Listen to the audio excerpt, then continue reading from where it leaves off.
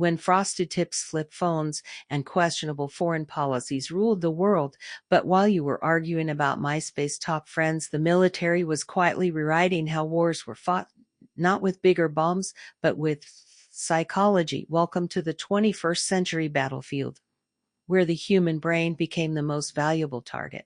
Fear as a weapon. Forget bullets. Fear was cheaper. During the Iraq War, the strategy of shock and awe wasn't just about destroying things fast. It was about overwhelming the enemy's nervous system. Massive explosions, 24-hour bombings, and the sound of jets screaming overhead, all designed to make you psychologically surrender before your body could. Congratulations, you've just been anxiety bombed. Propaganda went to college. 2000s warfare didn't just invade countries, it invaded your mind. The Pentagon quietly funded social psychology studies on how misinformation spreads faster than truth. Why waste tanks when you can just weaponize social media before it even existed properly? It's like early Facebook, but with fewer cat photos and more emotional manipulation. The invisible battlefield. Sleep and stress. Forget bullets.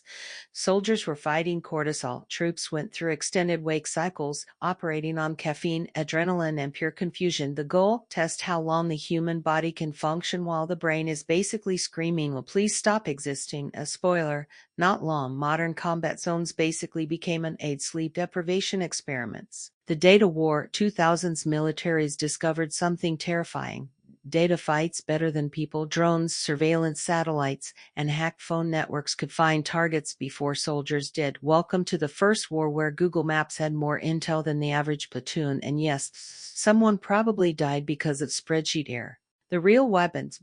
Belief wars in the 2000s weren't about land anymore. They were about controlling narratives. Who's the hero? Who's the villain? It depends entirely on which channel you watched, because the scariest part of modern warfare isn't the tech or the bombs.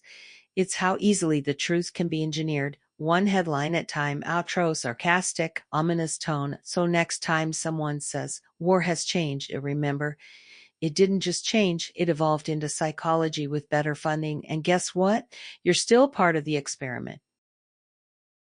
When the internet was young, why was luxury? And somehow world superpowers decided to turn data into the most powerful weapon since gunpowder.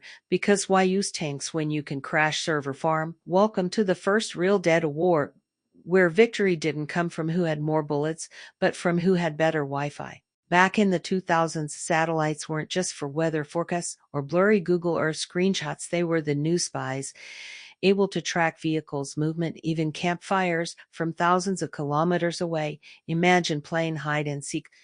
But the other player has literal space camera. Oh, and yes, someone once spotted single car in the desert and called it Intel. It was goat truck. Good times. While soldiers marched on the ground, keyboard warriors were marching through firewalls. From 2007 onward. Cyber attacks hit government systems like mosquitoes at a barbecue. Annoying, unstoppable, and somehow always at 3 a.m. Banks, power grids, even military command centers were hit. Congratulations, the enemy doesn't need to invade you. They just need your password to be the 1234. The Y assassins, ah yes, the flying death Roombas of the 2000s, operated by remote pilots thousands of miles away. Drones changed the rules. Why risk a soldier when you can just send a flying camera with rockets attached? They recorded everything, analyzed everything, and sometimes, accidentally, bombed everything. Data-driven decisions, baby. Precision-ish. The surveillance revolution. Every call, every email, every lol in group chat.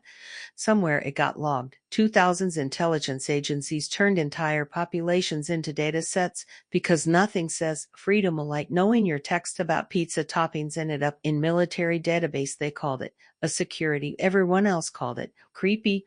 The algorithm that predicted war. By the late 2000s, data scientists were trying to predict uprisings, revolutions, and attacks.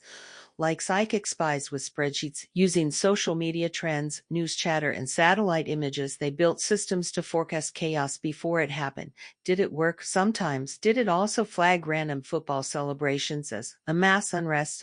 Absolutely. So the next time you upload a cat video or check a map app, remember, you're part of the same data network that once fueled wars. In the 2000s, the battlefield moved online, and we all became soldiers without even signing up. And people were still figuring out Bluetooth. and militaries were figuring out how to kill people remotely, because who needs boots on the ground when you can have Y in the sky? Welcome to the dawn of drone warfare, where your kill streak depended on your signal strength. Before they were deadly, drones were just fancy flying cameras. In the early 2000s, they mostly filmed things, roads, targets, and sometimes each other. Then someone said, what if we put missiles on them? And boom. Literally, welcome to the Predator drone, half aircraft, half existential crisis. Drone pilots weren't in the desert. They were in air-conditioned trailers thousands of miles away. They clocked in, sipped coffee, launched missile, then clocked out for lunch. Psychologists called it remote warfare detachment. Gamers called it Tuesday. It blurred the line between combat and Call of Duty, except when you made mistake, there was no respawn. Every drone strike started with data. Coordinates, heat signatures, and algorithmic guesses. Yes, guesses. Sometimes it was right, sometimes it wasn't, because nothing says a precision warfare like trusting GPS in Sandstorm. There were even missions called the signature strikes where you didn't know who you were hitting, just that their behavior looked suspicious. Spoiler, everything looked suspicious from 20,000 feet. Drones could hover for hours, even days, watching everything that moved.